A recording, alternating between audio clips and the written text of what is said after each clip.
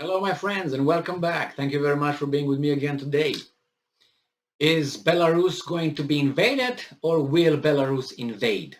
This is the question because it seems like it put a lot of army along its border with Ukraine. This article comes from Ukrainska Pravda from today, June 21st, 2022, and this is the title: Up to 7 Belarusian battalions amassed on Ukrainian border, Ukrainian Ministry of Defense reported. There are as many as 7 Belarusian, or Belarusian, Russian, let's put it Russian, battalions on the border between Belarus and Ukraine. Source: Alexander Motuziannik, spokesman for the Ukrainian Ministry of Defense during the national 24/7 TV newscast. Quote from Motuziannik: there are up to 7 Belarusian battalions on the border in Brest and Gomel oblasts of Belarus right now. There's about 3,500 to 4,000 personnel. But it should be understood that there are also Russian troops there. I will not say how many, but there are a number of settlements where they are stationed.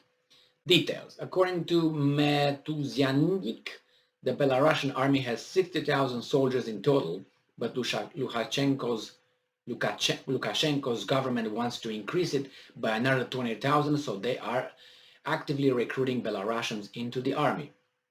Furthermore, given that the Belarusian side now provides Russia with all the logistics, it is entirely possible that the Russians will be able to transfer some additional reserves to Belarus quite quickly and perhaps prepare for an offensive.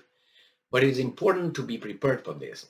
As of now, we haven't seen that yet, the Defense Ministry spokesman added, quoted from Matuzianik. However, Russia's actions, as well as those of Belarusian army, are forcing us to keep troops there. That's the only purpose. The same thing with Kiev, my boy. There's the Russian tactic at the moment. They did this with Kiev. That's why when you hear the Western countries, oh, they couldn't take Kiev, that will help keep your army there while we smash your army in the east. Easy, normal. But nevertheless, the main focus of these strikes is on the Luhansk region and the Donetsk region. The rest is constant shelling, distracting our attention, hindering the actions of our units. This is how they are forcing us to keep troops there. We are well aware that as soon as we remove our units from there, they can launch another offensive. We do not see that in the short term, but we still have to reinforce this front. That's true. That's why when you hear or you read any media outlet from the corporate mass media in the West saying that unsuccessful attack and whatever of Kiev at the beginning of the special operation, invasion, war, however you want to call it, it was just to keep their army there busy, just ready for nothing, while they were dealing with everybody else where they said they will deal with. They didn't have anything to do with Kiev. They never mentioned Kiev. They never mentioned changing, what's his name, Zelensky or something. Why? Change him to, with whom?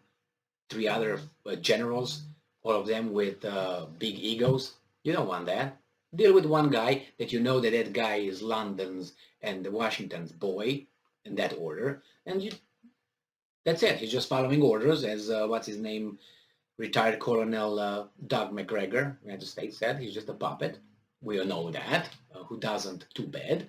But nevertheless, this is what it is with Belarus. Now, if you remember when the Russian forces invaded through Belarus, going to Kiev, they got there in what? In 3 hours and 23 seconds.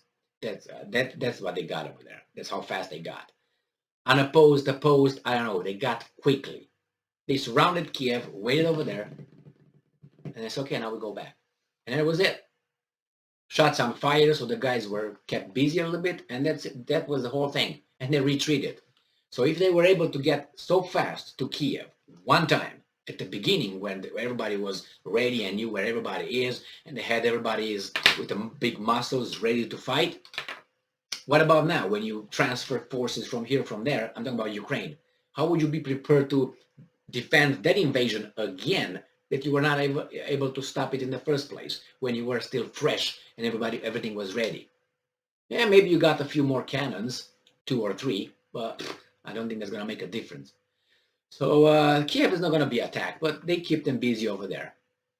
We'll see. Maybe it's going to be something that will, encircling of Kiev, because remember, the first phase is to, I'm going to use the terms Russia used, liberate those provinces of territories where the Russians were slaughtered by the Ukrainians, according to the Russians, from 2014 until 2022. That's why they justified their helping their brothers in Ukraine being slaughtered. So then that's the first phase. The second one is get rid of Ukrainian Nazis or denazification. How will you do that? And then the militarization of Ukraine. That's another point. How would you do this? How would you destroy their army? How would you change? That has to be changed from what? Who's going to change that? I don't understand how that would be achieved. Nevertheless, the other one, no NATO for Ukraine, and the other one was what? Recognition of the newly acquired territories and the Crimea referendum recognized and so on. So no territorial demands from Ukraine anymore. These are the goals. I think are very, very far-fetched. I don't know who's gonna agree to those, and I don't know. I'm pretty sure the Russians have thought through before they started this and before they demanded that these were the 4 points as reason to invade Ukraine. But on the other hand, I don't know how they will achieve that. I mean, you can't even let's say even if the Russians will occupy the whole Ukraine, all right. Let's say they get rid of Zelensky, Ukraine is theirs. Do you imagine how many people hate them? 40 million, 30 million, 40 million because I don't know. Let's say 10 million are refugees and so on. Can you imagine how much army is over there? How many troops are over there? Who's gonna fight you? Guerrilla war. There's gonna be hell. You can't handle that. You can't handle that. Russia will not have that. They couldn't figure it out in the 80s, Afghanistan. What are you talking about? This is not Afghanistan, neither Iraq or Syria. Or this is a, how do I call it, European country with a big back, from the guys over there. That's not going to happen. How are you going to achieve that? I have no idea what the plan is, but I guess we're going to find it if we get that point. Maybe they're going to create a buffer zone after they liberated and incorporated those territories. They're going to create a buffer zone, but who says the other ones are going to just wait? Okay, yeah, we agree with the buffer zone. No, they're going to keep shooting. They want their territory back. So there's going to be a continuous war. How long? They can't sustain a continuous war like that with all those guys providing. Well, anyway, probably the Russians hope that the Western populations will have enough at one point and then do something about it, like talk and whatever. Thank you very much for being with me again today. Stay strong, stay smart, look for the truth, and be just.